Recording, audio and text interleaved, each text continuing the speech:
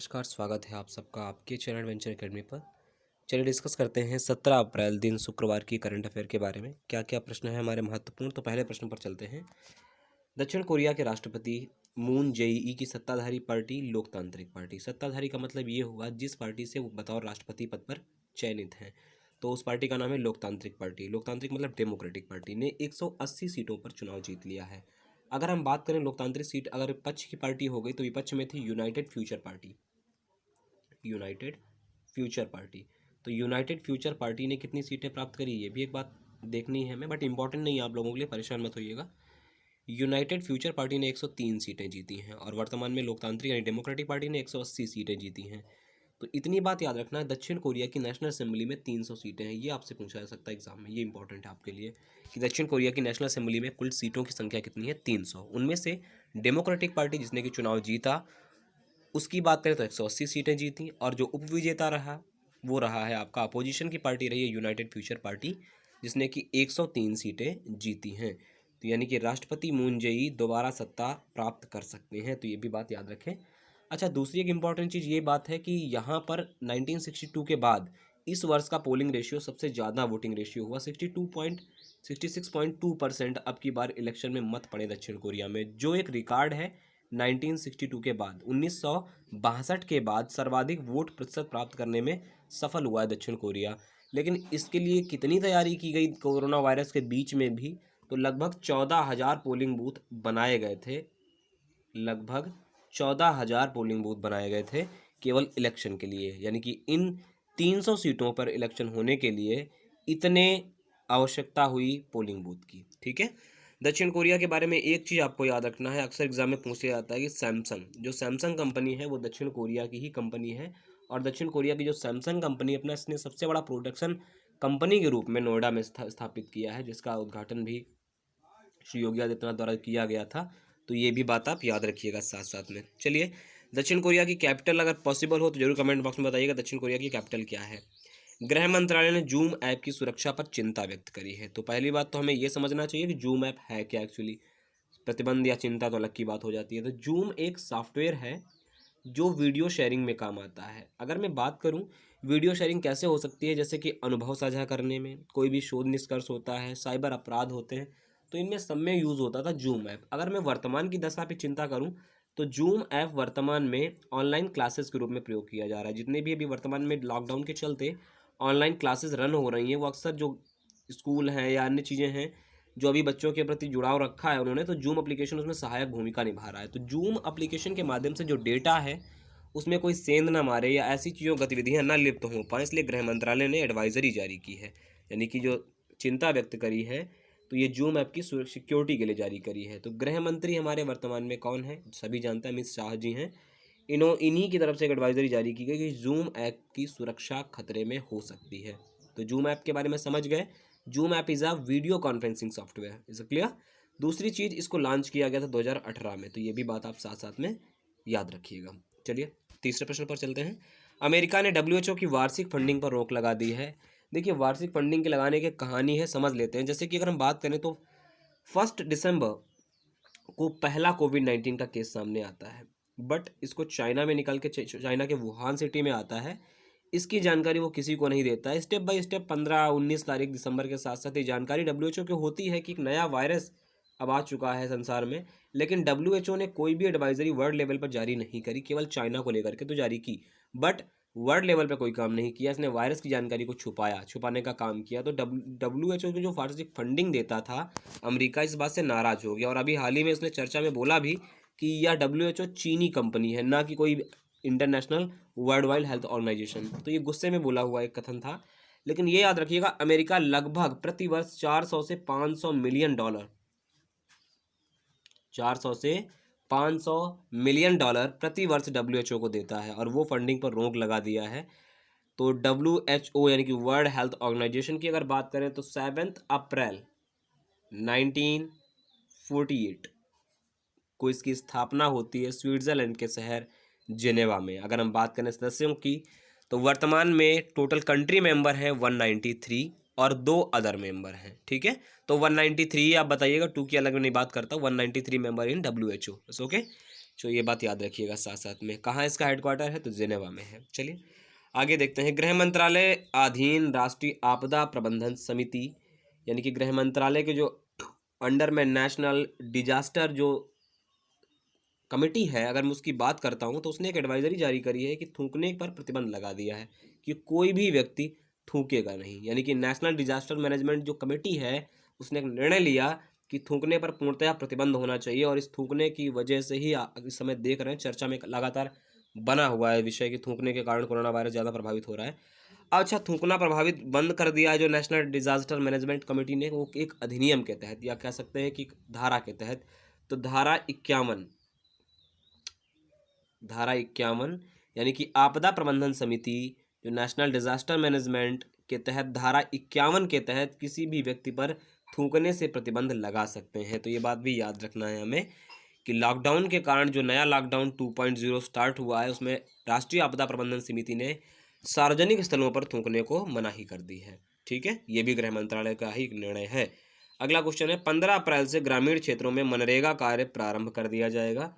प्रारंभ करने का एक मेन इशू ये है कि सरकार ने लॉकडाउन के चलते माना कि लगभग 5 से 6 लाख लोग, थोड़े बहुत नहीं, 5 से 6 लाख लोग घरों की ओर वापस मूव कर गए हैं। ये तो सरकारी आंकड़ा है, बट बशर्ते देखते हैं कितना और कितना, ये तो अलग की बात हो गई। तो 5 से 6 लाख लोग मूव कर गए हैं घरों की ओर। तो अब इनको बेसिकली काम तो देना ही देना है, इसीलिए मनरेगा कार्य 15 अप्रैल से शुरू हो गया ग्रामीण क्षेत्रों में। लेकिन हाँ, ऐसे ग्रामीण क्षेत्रों को चयनित नहीं किया जाएगा जहाँ पर हॉटस्पॉट जोन है।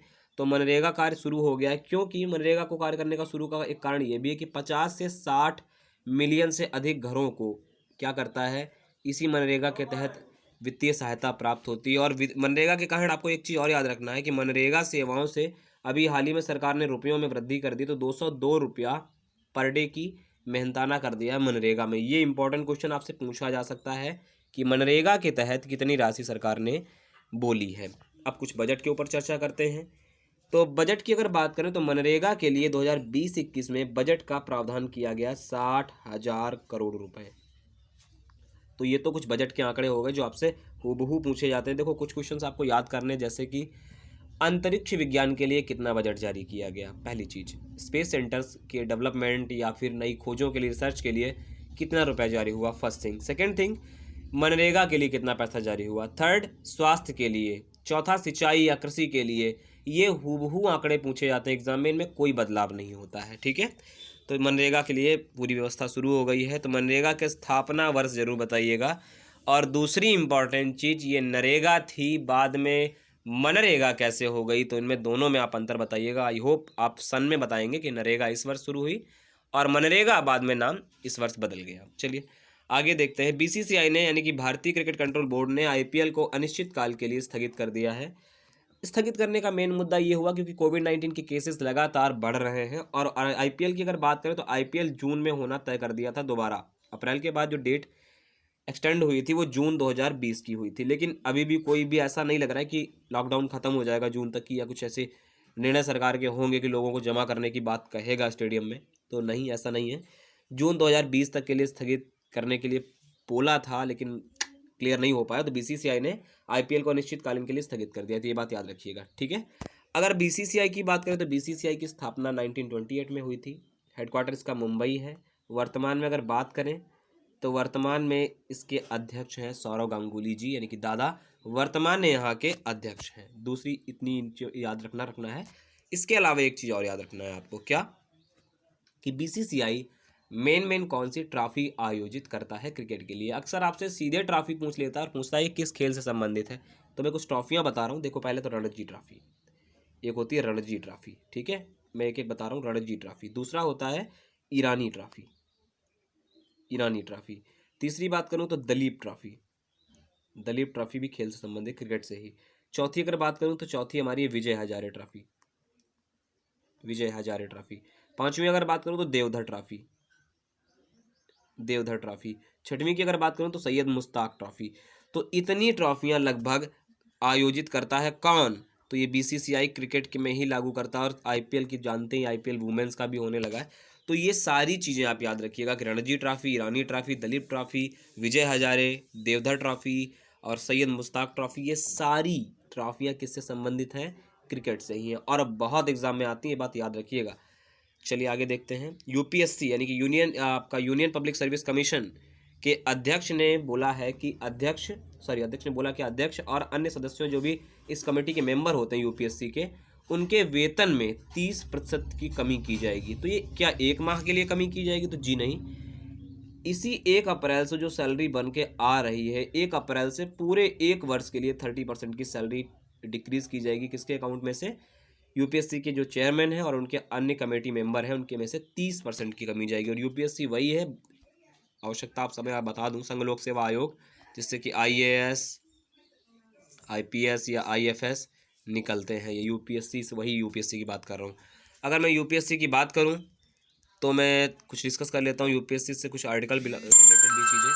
तो ये यूपीएससी की जो इस्टेब्लिशमेंट हुआ था अनुच्छेद 315 के तहत होती है। अनुच्छेद 315 के तहत, आर्टिकल के तहत यूपीएससी की इस्टेब्लिशमेंट की बात कही गई। और दूसरी चीज़ आपको याद रखना है, आर्टिकल 316 के तहत यूपीएससी के सदस्यों की नियुक्ति, जो अन्य कमेटी मेंबर होते हैं उनकी सदस्यों की नियुक्ति, उनका कार्यकाल, सारा इसी से ही आता है, आर्टिकल 316 से, यानी 316 से।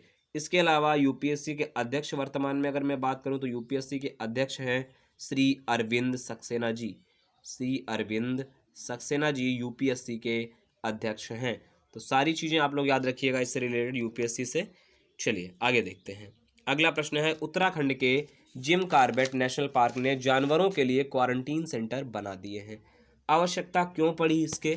तो देखिए, उत्तराखंड का जिम कॉर्बेट पार्क में बनाने की स्थिति इसलिए पड़ी क्योंकि अभी आप लोगों ने, मैंने एक वीडियो ऑलरेडी करंट अफेयर में बोला भी था कि न्यूयॉर्क के चिड़ियाघर में पहली बार एक 4 वर्षीय बेबी टाइगर, जिसका नाम था नादिया को कोरोना हो गया था मनुष्यों के संपर्क में आने के कारण। तो इस नादिया को जो हो गया, तो जाहिर सी बात है पूरी दुनिया सत्ते में आ गई कि पहला जानवर जब आ सकता है तो इंसानों की तो अलग की बात ही रही।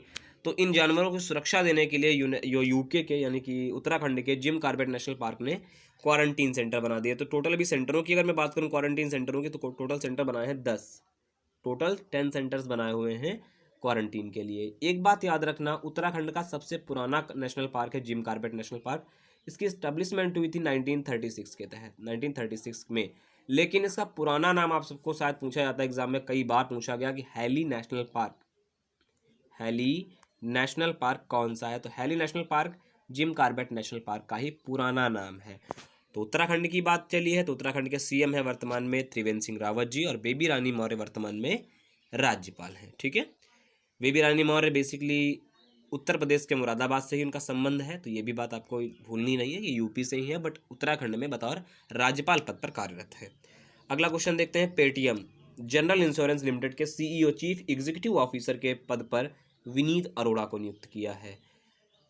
पेटीएम के बारे में तो सबने सुन रखा होगा, यो पेटीएम की एक शाखा है जनरल इंश्योरेंस। देखिए, एक होता है एलआईसी, एक होता है जीआईसी। एलआईसी का मतलब लाइफ इंश्योरेंस कारपोरेशन के तहत आता है, जीआईसी आती है जनरल इंश्योरेंस कारपोरेशन के तहत। जनरल इंश्योरेंस का मतलब दुकान का करा लिया, गांव में तो बहुत सारी चीज़ें देखते रहते हो, तो ये सारी चीज़ें आती हैं जीआईसी के तहत, और एलआईसी आती है लाइफ से रिलेटेड। ठीक है, तो याद रखिएगा। तो पेटीएम जनरल इंश्योरेंस लिमिटेड ने सीईओ पद पर विनीत अरोड़ा को चुना है। पेटीएम की बात करते हैं। पेटीएम के संस्थापक हैं विजय शेखर शर्मा जी। विजय शेखर शर्मा जी इसके हैं संस्थापक। और एक बात आपको याद रखना है, पेटीएम में बता दूं बार बार, पेटीएम तो अगस्त 2010 में आपको जानकारी मिली, लेकिन यह कंपनी पुरानी है। इस कंपनी का पुराना नाम था 197 कम्युनिकेशन। 197 कम्युनिकेशन। ये कंपनी क्या करती थी? 197 कम्युनिकेशन, ये कंपनी काम करती थी प्रीपेड मोबाइल जो होते थे, रिचार्ज। आज तो रिचार्ज की वैल्यू नहीं रही, लेकिन एक समय पर जब इसकी स्थापना हुई थी 90s के दौर में, 197 कम्युनिकेशन लिमिटेड की, तब प्रीपेड मोबाइल रिचार्ज का काम करती थी ये कंपनी। हालांकि इसी ने अपना अपना बड़ा विस्तार किया, और विजय शेखर शर्मा ने बढ़ा करके इसको पेटीएम घर घर पहुँचाने का काम भी कर दिया। आजकल हर फ़ोन में है पेटीएम। तो पेटीएम का हेडक्वार्टर है नोएडा में, तो भूलना नहीं है हमें।